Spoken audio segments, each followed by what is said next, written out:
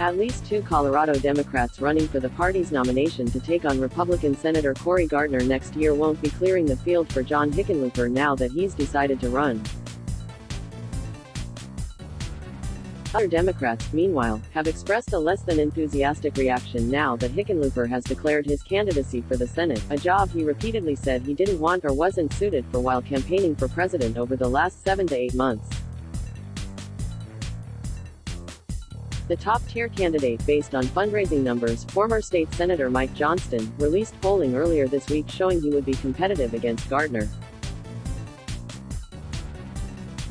Hickenlooper is not special, said Andrew Bowman, a pollster with Global Strategy Group as quoted by the Colorado Sun.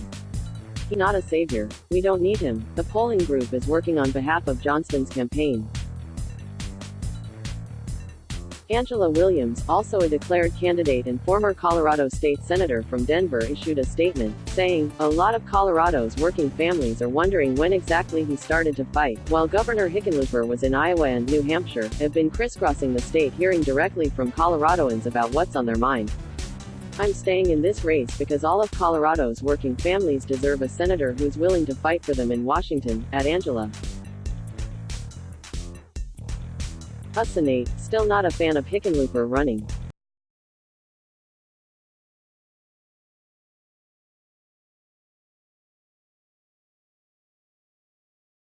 "We deserve and I pledge to run, a campaign grounded in public policy," he said. "I know and respect both Cory Gardner and John Hickenlooper, but I disagree with them on fundamental issues. As Colorado's next senator, I'll lead the fight for the Green New Deal.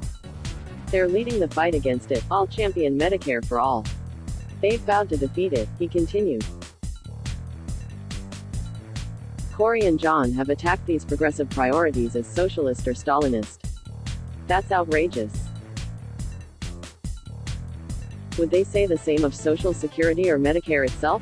A little bit of fire from Andrew Romanoff on Hickenlooper's announcement, drawing a direct comparison between Hick and Gardner on their opposition to M4A, GND, etc. Cory and John have attacked these progressive priorities as socialist or Stalinist. That's outrageous. And he's notoriously averse to negative political campaigning, even when it comes to races that don't involve him. All the while, others in the party have been expressing some frustration that the former governor got to chase his dream of the presidency while other candidates were out doing retail politics. "Running for U.S. Senate isn't a consolation prize for losing a presidential primary," tweeted Keith Barnish, a communications director for Democrats in the state Senate.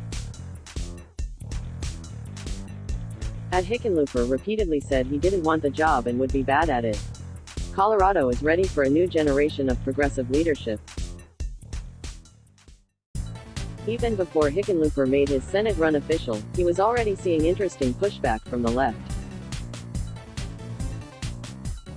The left-leaning editor for the Aurora Sentinel served up an editorial arguing for a more progressive candidate.